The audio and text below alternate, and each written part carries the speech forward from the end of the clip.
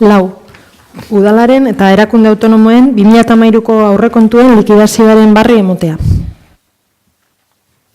Zer esanik, honi buruz, ederto hurrengo puntua mesedez. Bost, kontu hartzaileak 2014ko aurrekontuaren egikaritzan aurrekontu egonkortasunari eta gastu araua betetzeari buruz egindako txostenaren barri emotea. Bai, Pepek. Ez barri motea, bakarrik barri motea da.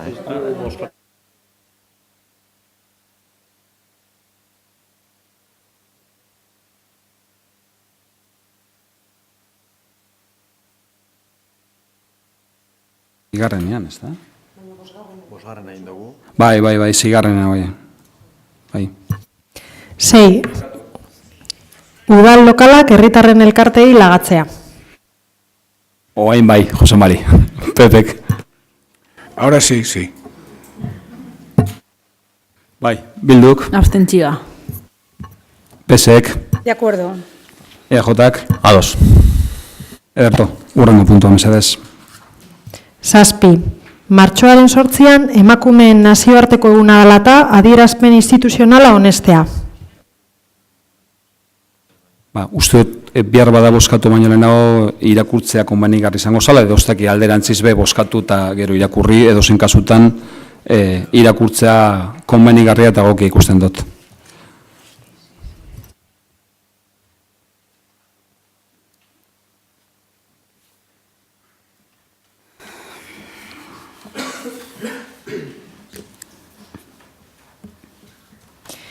Martxoak 8, emakumeen nazioarteko eguna adierazpen instituzionala. Sexu eta ugalketa osasunari eta ordunaldiaren borondatezko eteteari buruzko martxoaren 3ko 2010 lege organikoa duela 4 urte eskaz onetsi zuten, gizartearen eta politikarien arteko adostasun maila handiarekin. Indarreko lege horrek segurtasun handiagoa eskaintzen die emakumeei. Batetik, haurdunaldia askatasun osoz eteteko aukera ematen die 14. astera bitartean. Eta bestetik, bermatu egiten du aurreikusitako epe horren barruan egindako abortuetan egoera zail horretan dauten emakumeentzako osasun berme guztiak beteko direla. Gobernuak aurkeztutako lege aurreproiektuak ordea, hautsi egiten du gizarteak azken urteotan lortutako adostasun zabala. Denbora horretan zehar hain zuzen, gizarteak abortua normaltasun osoz barneratu du. Klandestinidadetik aldendu du, gaiak tabu izateari utzi dio, eta batez ere indarreko sistemak emakume askoren bizia salbatu du. Abortatu ahal izan dutelako beren osasuna arriskuan jarri gabe. Lege berria ez da beharrezkoa, edo nondik begiratuta ere. Lege aurreproiektuak gainera gaitzespen orokorra jaso du. Agintean dagoen alderdikide batzuen partetik ere bai. Hori gutxi balitz, nazioarteko erakunde guztien kritikak ere jaso ditu. Gobernuari zera gogorazi diote. Erabat egiaztatuta dagoela, haurdunaldiaren borondatezko eteteari dagokionez, murriztaileenak diren legeek lortzen duten gauza bakarra dela emakumeen heriotza tasak gora egitea. Inolaz ere ez, abortuak ekiditea. Abortuak egingo dira, baina emakumeen bizia arrisku larrian jarrita. Lege aurreproiektua hau bestalde, atzera pauso handia da emakumeen eskubideei dagokienez. Euskal erakunde eta administrazioek azken urte hauetan erakutsi dute eskubide horiekin konprometituta daudela, ezin bestela izan. Martxan jarri nahi duten legeak emakumeak adinez txiki bailiran tratatzen ditu. Beste batzuek hartzen dituzte beraien bizitzari buruzko erabakiak eta emakumeek eurek erabakitzeko duten eskubidea ezbaian jartzen da. Gaur egungo gizartearen erronkei erantzun ahal izateko, beharrezkoa da ulertzea, ama izateko ala haurdunaldia eteteko erabakia emakume bakoitzaren erabaki pertsonala dela eta gizarteak egun hori erabat onartzen duela. Abortatzea zilegi da, gizartearen gehiengoaren iritziz. Hartara, ezinbestekoa da emakumeak izatea haurdunaldiaren borondatezko eteteari buruz erabakiko dutenak.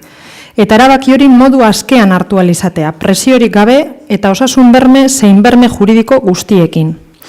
Egin nahi duten aldaketa gizartean eta alderdi politikoetan nagusi den iritziaren aurkakoa da. Espainiako gobernuari eskatzen diogu bere lege proposamena bertan bera utz dezala segituan. emakumeen eskubideak defendatzeko konpromisoa hartzen dugu, horretarako berdintasun politikak ezarri eta udalerrian lehenagotik daudenak finkatuta. Politika horietan jasota dago emakumeek libreki eta presiorik gabe erabakiko dutela ama izan nahi duten ala ez, eta erabaki hori errespetatu egin behar dela. Mil esker. Por recordar, por si acaso hay alguien que todavía no lo sabe, hay un servicio de traducción y aparatos para esa traducción en la entrada del ayuntamiento en el hall. Por si alguien no lo sabe, por repetir. Bai, Pepek. Bueno, vamos a ver. Con todo el respeto y delicadeza con el que tiene que tratarse el tema, en primer lugar, consideramos que el título no corresponde con el contenido, ¿no? Insistiendo en el respeto al tema tratado con toda la delicadeza del mundo en el fondo de la declaración institucional. En segundo lugar, para mi entender, el consenso se rompió en el 2010, pero bueno, eso es una opinión personal mía. En tercer lugar, ni siquiera es un proyecto, es un anteproyecto.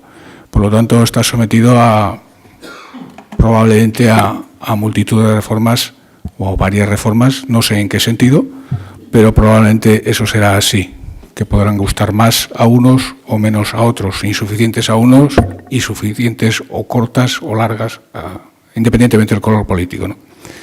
Y por lo tanto, lo consideramos una declaración que desafortunadamente es sencillamente una declaración contra un anteproyecto, insisto, de ley, uno de los más delicados que se pueden llevar a un Parlamento y que, por lo tanto, yo creo que por prudencia el Día Internacional de la Mujer debería haber sido tratado de otra manera y este debate tendría que estar en el Parlamento, que de hecho está ahí, ¿no? Y que se pueda reformar en el caso de que alguien considere que se debe reformar y que por los juegos de las mayorías y minorías pues se llegue a un determinado consenso. Pero insisto que creo que el contenido no corresponde con la Declaración Institucional Internacional del Día de la Mujer. Y por lo tanto vamos a estar en contra. Guados. Pesek. Pues lógicamente vamos a estar de acuerdo y tengo que decir más, nos hubiese gustado a los socialistas incluso un mayor grado de rotundidad en esta declaración, que si esta declaración no tiene que ver con el título, tiene que ver con lo que en este pleno, desde el mes de noviembre, vía moción, estamos reivindicando las mujeres de este municipio, sobre todo las que están representadas en el Consejo de Igualdad, que fueron las primeras que introdujeron en este pleno una moción con la situación que el Partido Popular estaba llevando con respecto a la ley del aborto. Que efectivamente es un anteproyecto, es así, un anteproyecto, que el juego de las mayorías y minorías de momento nos está diciendo que poco cambio va a haber en el Congreso de los Diputados y lo que sí ya sabemos es que toda la sociedad está en contra. Lo último ha sido ayer el Consejo General del Poder Judicial y lo que también sabemos es que este anteproyecto claramente agrede a las mujeres y a nuestros derechos fundamentales. ¿Cuál? El de la igualdad y el de decidir. Eso es lo que sí sabemos. Pero como es una declaración institucional que había que mezclar muchas sensibilidades, creemos que es la adecuada para ese día.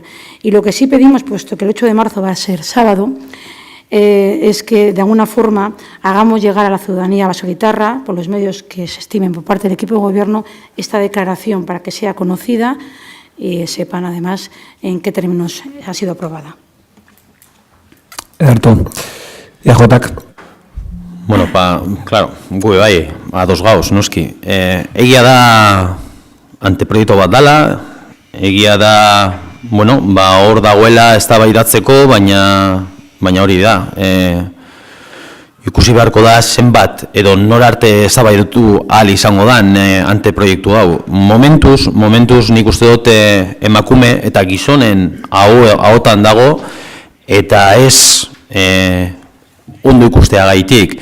Edo behintzat esan da, nik edo gure ustez, lege bat aldatu nahi bada, suposatzen da lege hori oberantza joateko izan beharko litzatekeela. Oberantza, nik uste dut behintzat anteproiektu honen norabidea nik uste dut hortik ez doala hortik ez doala, behintzat kalean ikusten dana alderdi desberdinak eta entitate desberdinak. Eta, bueno, beste aldetik, orain esan da, que tenía que ser más rotundo. Bueno, nik uste dut, pena da, beste momentu batzutan bebai adierazi dut beste arlo desberdinetan, baina ez dakit zehatzago edo gogorrago izan marko litzateke, baina bai adostasun gehiagorekin edo guztiarekin lortzea. Orduan guk ez dugu ikusten, eta ez dugu ikusten aldaketa hori eta ados gauz planteatzen danarekin. Bueno, hori esan da, behar bada bai esatea, zer planteatzen dan, zelan ekintza desberdinak planteatu dira, berdintasun sailatik, berdintasun kontseilutik bai planteatzen diran martxoak 8 eta beste egun batzuetarako, eta, bueno, esan beharra dago, martxoak 8an zapatua da, larun bata da, nahiko egun, bueno, asteburuan eta, bueno, hori suposatzen dugu zer suposatuko da jendean entzat ez da, baina, bueno, 12:30etan planteatzen da batzartzea edo kalejira bat urtengo dela Arizgoitiko plazatik, eta Basauri kale desberdinetatik joango dela, honen gaiaren inguruan, eta martxoak 19an bebai, konbokatzen da, egun berean arratsaldeko 7etan konbokatzen da edo gonbidatzen da jendeari Bilboko manifestaldira. Gero martxoak 19an, asteazkena dela eguaztena, arratsaldeko 6:30etan, EPAN, nagusien, nola da, eskolako, Maestros de la República bideoa emongo da, Goiarako, sariduna izan dakoa, honen ekitaldian, honen eguneraren ekitaldiaren gainean.